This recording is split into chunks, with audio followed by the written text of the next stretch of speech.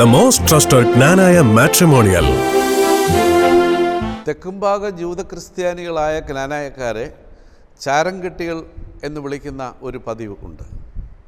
അത് ക്നാനായക്കാരെ മാത്രമല്ല, തെക്കുംഭാഗ ജൂതന്മാരെയും ചാരക്കെട്ടികളെന്നാണ് വിളിക്കുന്നതെന്ന് PM ജുസെ അദ്ദേഹത്തിൻ്റെ ദി ജ്യൂസ് ഓഫ് കേരള എന്ന പുസ്തകത്തിൽ ജൂത ചരിത്രത്തിൽ അദ്ദേഹം രേഖപ്പെടുത്തിയിട്ടുണ്ട്. അതിന് മഹത്തായ ഒരു ചരിത്ര പശ്ചാത്തലമുണ്ട്. AD 70 ജെറുസലേം ദേവാലയം തകർത്തപ്പോൾ ജെറുസലേമിൽ നിന്ന് തൊട്ടടുത്ത രാജ്യമായ അബ്ഗാറിലെ എഡേസായിലേക്ക് പലായനം ചെയ്തു പോയ ജൂതന്മാർ തങ്ങളുടെ ദേവാലയം ഇരുന്ന സ്ഥലത്തെ കത്തിച്ചു കളഞ്ഞു. അതിൻ്റെ ചാരം, അവിടുത്തെ മണ്ണും ചാരവും കിഴിയായി കെട്ടിക്കൊണ്ടാണ് അവർ പോയത്. കാരണം ജൂതന്മാർക്കൊരു വിശ്വാസമുണ്ട്, മശിഹ രണ്ടാമത് വരുന്നത് ഒലിവുമലയിലായിരിക്കും കാലുകുത്തുന്നതെന്നും അന്ന് ഒലിവുമല രണ്ടായിട്ട് പിളരുമെന്നും അന്ന് മരിച്ചവർ ഉയർത്തെഴുന്നേൽക്കുമെന്ന് അവർ വിശ്വസിക്കുന്നു. സക്കറിയാവിൻ്റെ പ്രവചനങ്ങളിലൊക്കെ അതിനെക്കുറിച്ച് പറയുന്നുണ്ട്. അതുകൊണ്ട് വിശുദ്ധനാട് സന്ദർശിച്ചിട്ടുള്ള എല്ലാ ആളുകൾക്കും മനസ്സിലാവും, ഇന്ന് ഒലിവുമല മുഴുവൻ സെമിട്രിയാണ്. അക്കാലഘട്ടത്തിലുള്ള എല്ലാ യഹൂദനും മരിക്കുമ്പോൾ ഒലിവുമലയിലാണ് അടക്കം ചെയ്തത്. കാരണം മശിഹ ഒലിവുമലയിൽ കാൽ കുത്തുമ്പോൾ ഉയർത്തെഴുന്നേൽക്കുമ്പോൾ ആദ്യം മശിഹയുടെ മുഖം കാണണം എന്നുള്ള ഒരു പാരമ്പര്യത്തിൽ നിന്നൊരു പ്രതീക്ഷയിൽ നിന്നാണ് അങ്ങനെ അവർ അനുവർത്തിച്ചു പോരുന്നത്. എന്നാൽ ജെറുസലേമിൽ നിന്ന് പലായനം ചെയ്തു പോകുന്ന യഹൂദനെ സംബന്ധിച്ച് അവർക്ക് ഒലിവുമലയിൽ ഇനി കാലുകുത്താൻ സാധിക്കില്ല. മശിഹ വരുമ്പോൾ മശിഹയുടെ മുഖം കാണാൻ സാധിക്കത്തില്ല. അതുകൊണ്ട് അവരൊരു പണി ചെയ്തു. അവർ ജെറുസലേം ദേവാലയത്തിൻ്റെ, ഒലിവുമലയോട് ചേർന്നിരിക്കുന്ന സ്ഥലമാണ്, ദേവാലയത്തിൻ്റെ തങ്ങളുടെ പ്രതീക്ഷയായിരുന്ന ദേവാലയത്തിൻ്റെ റെമിനൻസ്, അതിൻ്റെ അവശിഷ്ടം, കത്തിയ സ്ഥലത്ത് നിന്നുള്ള ചാരവും മണ്ണും അവരവിടുന്ന് ശേഖരിച്ചു കൊണ്ടാണ് പോയത്. എന്നിട്ട് പിൽക്കാലത്ത് ഓരോ യഹൂദനും മരിക്കുമ്പോൾ അവൻ്റെ ശവപ്പെട്ടിയിൽ ഈ മണ്ണിൻ്റെയും ചാരത്തിൻ്റെയും ഒരു അംശം നിക്ഷേപിക്കുന്ന പതിവുണ്ടെന്നാണ് PM ജുസെ പറയുന്നത്. കാരണം മശിഹ വരുമ്പോൾ ഒലിവുമലയുടെയും ജെറുസലേമിലെയും മണ്ണ് എൻ്റെ ശവപ്പെട്ടിക്കകത്തുള്ളതുകൊണ്ട് ഞാൻ ആദ്യം ഉണരും എന്നുള്ള യഹൂദ പാരമ്പര്യത്തിൽ നിന്നാണ് അതുണ്ടായിട്ടുള്ളത്. അക്കാലം മുതൽ തന്നെ ഇവരെ ചാരംകെട്ടികളെന്ന് വിളിച്ചിരുന്നു. എന്നാൽ ഇവർ കൊടുങ്ങല്ലൂർ വന്ന് AD 70 കൊടുങ്ങല്ലൂർ വന്ന് താമസമായതിന് ശേഷം 15 നൂറ്റാണ്ടുകൾ അവിടെ താമസിച്ചു. 1524 പോർച്ചുഗീസുകാർ വന്ന് കൊടുങ്ങല്ലൂർ ആക്രമിച്ച് അവിടുത്തെ ജൂതന്മാരുടെ സിനഗോഗ് ഉൾപ്പെടെയുള്ള സ്ഥലം കത്തിച്ചു കളഞ്ഞു. കിഴക്കിൻ്റെ ജെറുസലേം എന്നായിരുന്നു കൊടുങ്ങല്ലൂരിലെ തെക്കും ഭാഗത്തെ ജൂതപ്പള്ളി അറിയപ്പെട്ടിരുന്നത്. അന്ന് രാത്രിയിൽ തെക്കും ഭാഗത്തെ ജൂതപ്പള്ളി ആക്രമിക്കപ്പെടുകയും അത് കത്തിച്ച് ചാമ്പലാവുകയും ചെയ്തപ്പോൾ അവിടെ നിന്ന് മറ്റ് സ്ഥലങ്ങളിലേക്ക്, കൊച്ചിയിലേക്കും ചേന്നമംഗലത്തേക്കും മാളയിലേക്കും ഒക്കെ പലായനം ചെയ്ത ജൂതന്മാർ ഈ കത്തിച്ച് കളഞ്ഞ ജൂതപ്പള്ളിയുടെ സ്ഥലത്ത് നിന്ന് അതിൻ്റെ ചാരവും കൈക്കലാക്കിക്കൊണ്ടാണ് പോയത്. അങ്ങനെ എല്ലാവരും ചാരം അവിടുന്ന് എല്ലാ കാലങ്ങളിലും വന്ന് കൊണ്ടുപോയി അവിടെ പള്ളിയിരുന്ന സ്ഥലത്ത് ജൂതക്കുളം എന്നൊരു കുളം തന്നെ ഉണ്ടായി. കാരണം അവിടുത്തെ മണ്ണ് വരെ അവർ കോരിക്കൊണ്ടുപോയി. അത് PM ജുസയുടെ ദ ജ്യൂസ് ഓഫ് കേരളയിൽ വളരെ വിശദമായിട്ട് ഈ കാര്യങ്ങളെക്കുറിച്ച് എഴുതിയിട്ടുണ്ട്. എന്നിട്ട് അദ്ദേഹം യഹൂദ ചരിത്രകാരൻ എഴുതിയിരിക്കുന്നു, തെക്കുംഭാഗ യഹൂദന്മാരെ ചാരംകെട്ടികൾ എന്നറിയപ്പെടുന്നു. അതോടൊപ്പം അവിടെ തെക്കുംഭാഗ യഹൂദന്മാരോടൊപ്പം താമസിച്ചിരുന്ന തെക്കുംഭാഗ ജൂത ക്രിസ്ത്യാനികൾ, അവരെയും ചാരംകെട്ടികൾ എന്ന് അറിയപ്പെടുന്നു. കാരണം അവിടെ നിന്ന് തോമാപ്പള്ളി നശിച്ചപ്പോൾ തോമാപ്പള്ളിയുടെ റെമിനൻസുമായിക്കൊണ്ട് തെക്കുംഭാഗ ജൂത ക്രിസ്ത്യാനികളും അവിടെ ഉണ്ടായിരുന്ന സിനഗോഗിൻ്റെ കത്തിച്ചതിൻ്റെ ചാമ്പലുമായിക്കൊണ്ട് തെക്കുംഭാഗ ജൂതന്മാരും അവിടെ നിന്ന് പോയി. അതുകൊണ്ട് ക്നാനായക്കാരെ മാത്രമല്ല ജൂതന്മാരെയും ചാരംകെട്ടികൾ എന്നറിയപ്പെടുന്നു. ഇതിന് മറ്റൊരു ചരിത്ര പശ്ചാത്തലം കൂടിയുണ്ട്. അതൊരു മെസൊപ്പൊട്ടാമിയൻ പാരമ്പര്യമാണ്. കാരണം മെസൊപ്പൊട്ടാമിയയിൽ നിന്ന് ഭാരതത്തിൽ വന്ന ആര്യന്മാർ ഭരിക്കുമ്പോൾ അവരുടെ മൃതശരീരം ദഹിപ്പിക്കുന്ന ഒരു പാരമ്പര്യമുണ്ടായി. കാരണം ആര്യന്മാരുടെ വിശ്വാസമനുസരിച്ച് ശരീരം ദഹിപ്പിക്കുകയാണെങ്കിൽ ആത്മാവ് വീണ്ടും ആ ശരീരത്തിലേക്ക് കയറുവാനായിട്ടുള്ള മോഹവുമായിട്ട് നടക്കുകയില്ല. അതുകൊണ്ട് യോഗിമാരെ സംസ്കരിക്കുമ്പോൾ ശരീരം കത്തിക്കുകയില്ല, അവരെ കബറടക്കുകയാണ് ചെയ്തത്. സാധാരണ മനുഷ്യർ മരിക്കുമ്പോഴാണ് അവർ ദഹിപ്പിക്കുന്നത്. അതിൽ നിന്നാണ് ഇവിടെ ഒരു ഹൈന്ദവ പാരമ്പര്യം ഉണ്ടായത്. മരണപ്പെടുന്ന ആളുകളെ ദഹിപ്പിക്കുക എന്നുള്ളൊരു ഹൈന്ദവ പാരമ്പര്യം ആര്യ സംസ്കാരത്തിൽ നിന്ന് ഉണ്ടായതാണ്.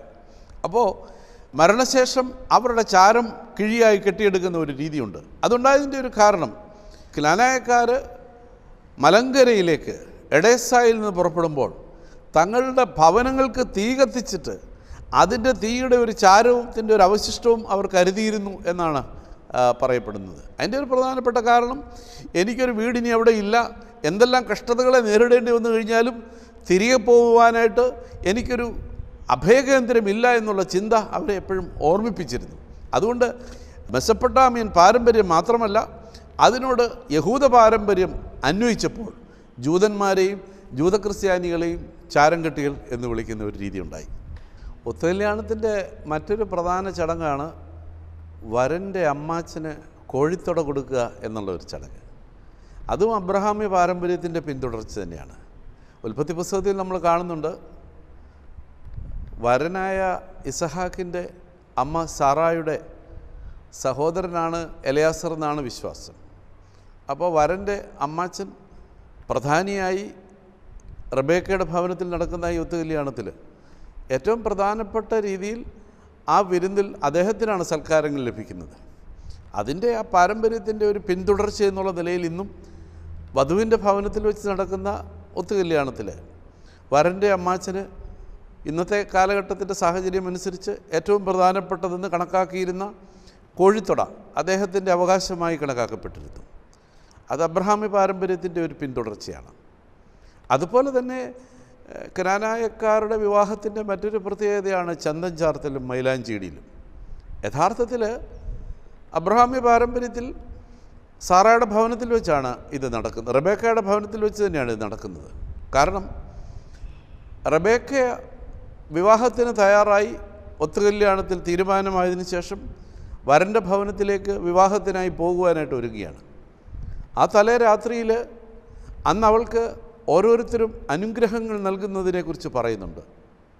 വേദപുസ്തകത്തിൽ പറയുന്നത്, സഹോദരി നീ 1000 തീരുക, നിൻ്റെ സന്തതികൾ നിന്നെ ദ്വേഷിക്കുന്നവരുടെ പടിവാതിലുകളെ സ്വന്തമാക്കട്ടെ എന്നുള്ള അനുഗ്രഹമാണ് ഓരോരുത്തരും നൽകുന്നത്. യഥാർത്ഥത്തിൽ ഞുള്ളിക്കൊടുക്കൽ എന്ന് പറയുന്നത് അനുഗ്രഹം നൽകലാണ്. വധുവിനും വരൻ്റെ ഭവനത്തിൽ വെച്ച് നടക്കുന്ന ചടങ്ങിനും അനുഗ്രഹം നൽകലാണ്. പിൽക്കാലത്ത് മലബാറി യഹൂദന്മാരുടെ ചരിത്രത്തിൽ കൃത്യമായി ഇത് അനുഷ്ഠിച്ചു വന്ന പാരമ്പര്യമാണുള്ളത്. സൂസന്ന എന്നുള്ള ഒരു യഹൂദ സ്ത്രീയെ അവർ മലബാറി യഹൂദന്മാരുടെ കല്യാണ ചടങ്ങുകളെക്കുറിച്ച് പഠനം നടത്തിയിട്ട് കാലിഫോർണിയ യൂണിവേഴ്സിറ്റിയിൽ ഒരു തീസിസ് അവതരിപ്പിക്കുകയുണ്ടായി. ആ തീസിസിന് പ്രകാരം കനാനായക്കാർ അനുഷ്ഠിക്കുന്നത് പോലെ തന്നെ വധുവിൻ്റെ ഭവനത്തിലും വരൻ്റെ ഭവനത്തിൽ വെച്ച് വിവാഹത്തിന് മുന്നോടിയായി കൃത്യമായി ഈ ചന്ദൻ ചാർത്ത് നടക്കുന്നതിൻ്റെ വിശദീകരണങ്ങൾ നൽകിയിട്ടുണ്ട്. അതുകൊണ്ട് ഇത് കനാനായക്കാർക്ക് മാത്രമുള്ളതല്ല, മറിച്ച് തെക്കുംഭാഗ യഹൂദന്മാർക്കും, അതാണ് മലബാറി ജ്യൂസ്, കൃത്യമായി ഈ ആചാരങ്ങളൊക്കെ അവർ അനുഷ്ഠിച്ചു വന്ന വളരെ ദീർഘകാലത്തെ പ്രായമുള്ള ഒരു പാരമ്പര്യം തന്നെയാണിത്. വളരെ രസകരമായ ചില അനുഭവങ്ങൾ കനാനായ സമൂഹത്തിൻ്റെ വിവാഹവുമായി ബന്ധപ്പെട്ടുണ്ട്. അതിലൊന്ന് ഐനിപ്പാട്ടാണ്. കാലാന്തരത്തിൽ ഇപ്പോഴതൊന്നും പ്രയോഗത്തിലില്ല എന്നുള്ളതൊരു വാസ്തവമാണ്. അതിനും മനോഹരമായ ഒരു ബൈബിൾ പാരമ്പര്യമുണ്ട്. അത് യൗസേപ്പ് കന്യാമറിയാമിനെ വിവാഹം കഴിച്ചതുമായി ബന്ധപ്പെട്ടുള്ള ഒരു പാരമ്പര്യമാണ്. നമുക്ക് പാരമ്പര്യങ്ങൾ നമ്മൾ പഠിച്ചിട്ടുണ്ട്. കന്യാമറിയാമിന് വിവാഹത്തിന് കാലമായപ്പോൾ ആ സിനഗോഗിൽ പങ്കെടുത്തിരുന്ന വാർദ്ധക്യമായ ഭാര്യ മരിച്ചുപോയ പുരുഷന്മാരിൽ നിന്ന് വിവാഹത്തിനൊരു വരനെ തിരഞ്ഞെടുക്കുവാനായിട്ട് തീരുമാനിച്ചു. അതിൻ പ്രകാരം ചില നിബന്ധനകൾക്ക് വിധേയമായി അവിടെ വന്നിട്ടുള്ള എല്ലാ പുരുഷന്മാരും അവരവരുടെ വടി പള്ളിയിൽ സൂക്ഷിച്ചു വെക്കുകയും അതിൽ ഏത് തളിർക്കുന്നുവോ ആ തളിർക്കുന്ന വടിയുടെ ഉടമസ്ഥന് കന്യാമറിയാമിനെ വിവാഹം ചെയ്ത് കൊടുക്കുകയെന്നായിരുന്നു തീരുമാനം. യൗസേപ്പിന് അതിനകത്ത് താല്പര്യമൊന്നുമില്ലായിരുന്നു. എങ്കിലും ഒരു നിയമത്തിനെ ലംഘിക്കുവാനായിട്ടും ഒരു കൽപ്പനയെ ധിഖരിക്കുവാനുള്ള മടി കൊണ്ട് അദ്ദേഹം പള്ളിയുടെ പരിസരത്ത് കിടന്ന ഏതോ ഒരു ഉണങ്ങിയ വടി ഇതിനോടൊപ്പം വെച്ചു എന്നാണ് പറയുന്നത്. എന്താണെങ്കിലും യൗസേപ്പിൻ്റെ വടി തളിർത്തു. യൗസേപ്പിന് കന്യാമറിയാമിനെ നൽകുവാനായിട്ട് തീരുമാനമുണ്ടായി. ആ തീരുമാനത്തിൽ ക്ഷുഭിതരായി പള്ളിയിലുണ്ടായിരുന്ന എല്ലാ പുരുഷന്മാരും വളരെ കോപിച്ച് അവിടെ നിന്ന് പലായനം ചെയ്തു. കുറച്ച് സ്ത്രീകളും യൗസേപ്പും മാത്രം അവിടെ അവശേഷിച്ചു. അന്ന് വിവാഹ സമയത്ത് യൗസേപ്പിൻ്റെ സഹോദരി അവിടെ കൂടിയിരുന്ന സ്ത്രീകൾക്ക് മധുരപലഹാരം വിതരണം ചെയ്തു. ആ പലഹാരത്തിൻ്റെ ഒരു അംശം പള്ളിക്ക് നൽകുകയും ചെയ്തു. അതിൻ്റെ പിന്തുടർച്ച എന്നുള്ള നിലയിൽ ഇന്നും തെക്കുംഭാഗ ക്നാനായക്കാരുടെ വിവാഹത്തിൽ അയിനിപ്പാട്ടെന്നൊരു പാട്ടുണ്ട്. ആ അയിനിപ്പാട്ട് പാടിക്കൊണ്ട് വരൻ്റെ സഹോദരി പള്ളിയിലെത്തുകയും അവിടെ കൂടിയിരിക്കുന്ന വിവാഹശേഷം അവിടെ കൂടിയിരിക്കുന്ന സ്ത്രീകൾക്ക് മാത്രം മധുരപലഹാരം വിതരണം ചെയ്യുകയും അതിലൊരംശം പള്ളിക്ക് കൊടുക്കുകയും ചെയ്യുന്ന ആചാരമുണ്ടായി. അതിൽ നിന്നാണ് ഇന്ന് വിവാഹത്തിന് മുന്നോടിയായി പള്ളിക്ക് കൊടുക്കുവാനായിട്ടുള്ള ഫീസുകൾ കണക്കാക്കുന്ന കൂട്ടത്തിൽ അയിനിപ്പണം എന്നൊരു ഒരു ഒരു ഒരു ഹെഡ് തന്നെ സെപ്പറേറ്റ് അതിനൊരു ഹെഡ് തന്നെ ഉണ്ടാക്കിയിട്ടുണ്ട്. ഞാൻ പറഞ്ഞു വന്നത് വളരെ മനോഹരമായ പാരമ്പര്യങ്ങൾ, അതിലൊക്കെ ഉപരി ബൈബിളും മലയാള ഭാഷയും തമ്മിലുള്ള ആദ്യത്തെ സാഹിത്യം രൂപപ്പെടുന്നതിന് മുൻപ് തന്നെ ബൈബിൾ പാരമ്പര്യങ്ങളെ മലയാള സാഹിത്യത്തിന് പരിചയപ്പെടുത്തിയിട്ടുള്ളത് ക്നാനായക്കാരുടെ പുരാതന പാട്ടുകളും അവരുടെ വിവാഹത്തിൻ്റെ ആചാരങ്ങളുമാണ്. അതോടൊപ്പം തന്നെ 4-ാം നൂറ്റാണ്ടിൽ ചേരമാൻ പെരുമാൾ ഇവിടെയുണ്ടായിരുന്ന തെക്കുംഭാഗ ജൂത ക്രിസ്ത്യാനികൾക്ക്, ക്നാനായക്കാർ എന്ന പേര് തന്നെ പിൽക്കാലത്തുണ്ടായതാണ്, തെക്കുംഭാഗ ജൂത ക്രിസ്ത്യാനികളും തെക്കുംഭാഗ ജൂതന്മാരുമാണ് കൊടുങ്ങല്ലൂർ തെക്കേ ഭാഗത്ത് താമസിച്ചിരുന്നത്. ഇന്നും മലബാർ ജൂതന്മാരെ തെക്കുംഭാഗരെന്നാണ് പറയപ്പെടുന്നത്. എറണാകുളത്തുള്ള അവരുടെ 2 പള്ളികളെയും തെക്കുംഭാഗ പള്ളികളെന്നാണ് അറിയപ്പെടുന്നത്. അപ്പോൾ തെക്കുംഭാഗ ജൂത ക്രിസ്ത്യാനികൾക്ക് ഇവിടുത്തെ വിദേശ വ്യാപാരത്തിന് അനുവാദം ലഭിച്ചിരുന്ന മണിഗ്രാമം എന്ന വർത്തക സംഘത്തിൻ്റെ പ്രമാണിമാരായിരുന്നവർക്ക് അന്നത്തെ ചേരമാൻ പെരുമാൾ അനുവദിച്ചു കൊടുത്ത 72 പദവികളിൽ മിക്ക പദവികളും ഇന്നും എക്സർസൈസ് ചെയ്യുന്നത് ക്നാനായക്കാരുടെ വിവാഹവുമായി ബന്ധപ്പെട്ട ആചാരങ്ങളിലാണ്. ക്നാനായക്കാരുടെ താലിക്ക് പോലും പ്രത്യേകതയുണ്ട്. കുമ്പളത്താലിയാണ് ഉപയോഗിക്കുന്നത്. 21 അരമ്പുകളുള്ള പ്രത്യേക തരത്തിലുള്ള താലിയും അതിന് കുമ്പളത്താലി എന്നാണ് അറിയപ്പെടുന്നത്. ഈ കുമ്പളത്താലി തന്നെ വിവാഹത്തിന് മുന്നോടിയായിട്ട് തട്ടാൻ വധുവിൻ്റെ വീട്ടിൽ വരൻ്റെ വീട്ടിൽ എത്തിക്കുന്ന ഒരു പാരമ്പര്യമുണ്ട്. വരൻ്റെ വീട്ടിൽ താലിയുമായി വരുമ്പോൾ ആ താലിക്ക് പകരമായിട്ട് വരന് കൊടുക്കേണ്ടത് എന്തൊക്കെയാണ് പാരിതോഷികമായിട്ട് കൊടുക്കേണ്ടതെന്നുള്ളതൊക്കെ ക്നാനായ വിവാഹത്തിൻ്റെ നടപടി ആചാരക്രമങ്ങളിൽ വളരെ വിശദീകരിച്ച് പറഞ്ഞിട്ടുണ്ട്. അവിടെയൊക്കെ നായൻകുടി പരീക്ഷമേലും അതുപോലെ 17 ജാതികളിന്മേലും ഉള്ള അധികാരം ചേരമാൻ പെരുമാൾ കൽപ്പിച്ചു കൊടുത്തിരുന്നു. അത് ചന്തം ചാർത്തുമായി ബന്ധപ്പെട്ട് വരന് അണിയിച്ചൊരുക്കുന്നതിന് വേണ്ടി ഷുഗറൻ വരികയും 17 ജാതികളുടെ അച്ഛന്മാരോട്, അതായത് 17 ജാതികളുടെ യജമാനന്മാരായ അവിടെ കൂടിയിരിക്കുന്ന തെക്കുംഭാഗ യഹൂദ ക്രിസ്ത്യാനികളോട് അനുവാദം ചോദിച്ചതിന് ശേഷമാണിത് ചെയ്യുന്നത്. കാരണം ജൂത പാരമ്പര്യത്തിൽ വിവാഹത്തിന് മുൻപായി മുടി മുറിക്കുന്ന ഒരു രീതി ഇല്ലായിരുന്നു. അത് കർത്താവിൻ്റെ ശിഷ്യന്മാരുടെയൊക്കെ രീതി കണ്ടു കഴിഞ്ഞാൽ അവിവാഹിതരായാലും തന്നെ മുടി മുറിച്ചിരുന്നില്ല എന്ന് നമുക്ക് കാണുവാനായിട്ട് സാധിക്കും. ആ യഹൂദ പാരമ്പര്യത്തിൻ്റെ പിന്തുടർച്ചയാണ് അത്. നടനടാവിളിയും തുടർന്നുള്ള ചന്തഞ്ചാർത്തിലും വിവാഹത്തിലും അനുഷ്ഠിക്കുന്ന എല്ലാ ചടങ്ങുകളും അത് ഈ 72 പദവികളിൽ നിന്ന് പ്രാദേശികമായി നമുക്ക് ലഭിച്ചിട്ടുള്ള ക്നാനായക്കാർക്ക് ലഭിച്ചിട്ടുള്ള പാരമ്പര്യങ്ങളിൽ നിന്നുള്ളതാണ്, പദവികളിൽ നിന്നുള്ളതാണ്. കാലാകാലങ്ങളിൽ ഈ പദവികളെയൊക്കെ വീണ്ടും റീകൺഫേം ചെയ്ത് കൊടുത്തിട്ടുണ്ട്. പിൽക്കാലത്തുണ്ടായ തരിസാപ്പള്ളി ചെപ്പേട്, അതുപോലെ തന്നെ മണിഗ്രാമം ചെപ്പേട്, ഇങ്ങനെ കാലാകാലങ്ങളിൽ വന്നിട്ടുള്ള ചേര ചക്രവർത്തിമാരുടെയൊക്കെ കാലഘട്ടത്തിൽ അവർ ക്നായിത്തമ്മൻ കൊടുത്തിട്ടുള്ള ഈ 72 പദവികളെ വീണ്ടും വീണ്ടും റീകൺഫേം ചെയ്ത് അത് പുതുക്കി കൊടുത്തതായിട്ടുള്ള ചരിത്രങ്ങൾ ഉണ്ട്.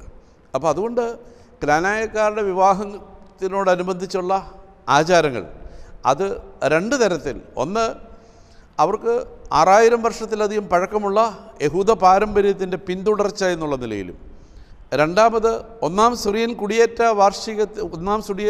കുടിയേറ്റത്തിന് ശേഷം ഉണ്ടായ അവർക്ക് ലഭിച്ചിട്ടുള്ള പ്രാദേശിക രാജാക്കന്മാരിൽ നിന്ന് ലഭിച്ചിട്ടുള്ള പദവികളുടെ, അധികാരങ്ങളുടെ, അതിനെ പ്രായോഗിക തലത്തിൽ അതിനെ എക്സർസൈസ് ചെയ്യുന്ന ഒരു വലിയ മഹത്തായ കർമ്മമായിട്ട് വേണം അതിനെ കാണുവാനായിട്ടുള്ളത്.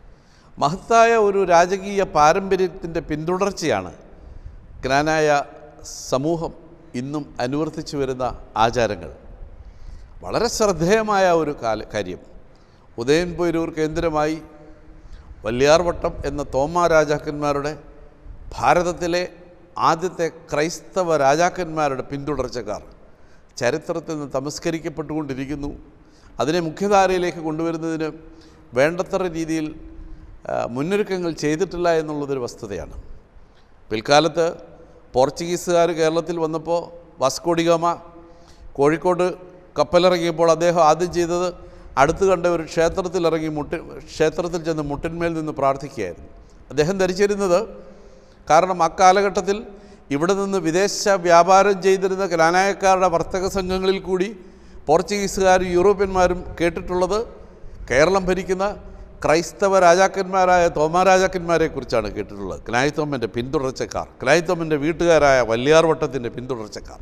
അതുകൊണ്ട് യൂറോപ്പിലുള്ളവരൊക്കെ ധരിച്ചിരുന്നത് കേരളം ഭരിക്കുന്നത് ക്നായിത്തോമൻ്റെ പിന്തുടർച്ചക്കാരായ തോമാ രാജാക്കന്മാരാണ് കേരളം ഭരിക്കുന്നത്. അതുകൊണ്ട് ക്ഷേത്രങ്ങളെ മാതാവിൻ്റെ നാമത്തിലുള്ള പള്ളിയാണെന്നാണ് വാസ്കോ ഡി ഗാമ തെറ്റിദ്ധരിച്ചു പോയത്. പിൽക്കാലത്ത് റോമാ പോപ്പ് പലതവണ കത്തുകൾ അയച്ചിട്ടുണ്ട് തോമാ രാജാക്കന്മാർക്ക്. അതിനെക്കുറിച്ച് പോർച്ചുഗീസ് ചരിത്രകാരന്മാർ തന്നെ രേഖപ്പെടുത്തിയിട്ടുണ്ട്. അതുകൊണ്ട് സ്വന്തമായി ഭാരതത്തിലെ ആദ്യ ക്രൈസ്തവ രാജവംശം, രാജാക്കന്മാരിൽ നിന്ന് രാജകീയമായി ലഭിച്ചിരിക്കുന്ന പദവികൾ, അതിലെല്ലാം ഉപരി 6000 വർഷത്തിലധികം പഴക്കമുള്ള മഹത്തായ പാരമ്പര്യം, ഈ പാരമ്പര്യങ്ങളും ഈ അവകാശങ്ങളും, രാജകീയ അവകാശങ്ങളും ചരിത്രരേഖകളും അപൂർവമായി എക്സർസൈസ് ചെയ്യുന്ന അസുലഭമായ നിമിഷങ്ങളാണ് ക്നാനായക്കാരുടെ വിവാഹത്തിനോടനുബന്ധിച്ചുള്ള ചടങ്ങുകളിൽ ഇന്നും അനുവർത്തിച്ചു വരുന്നത്.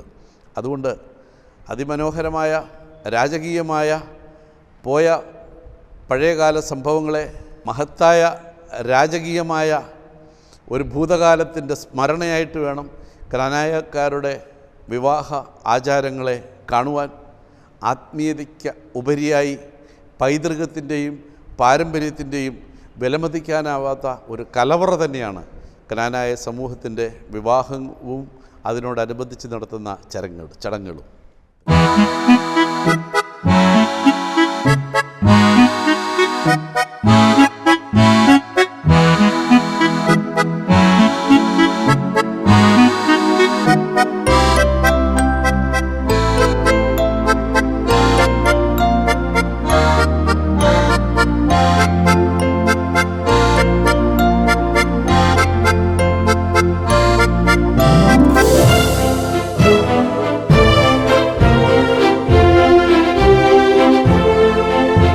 ജ്ഞാനായ കല്യാണങ്ങൾ ഇനി നിങ്ങളുടെ വിരൽ തുമ്പിൽ.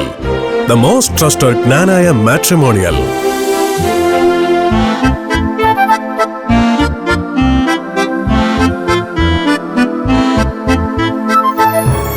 ജ്ഞാനായ weddings.com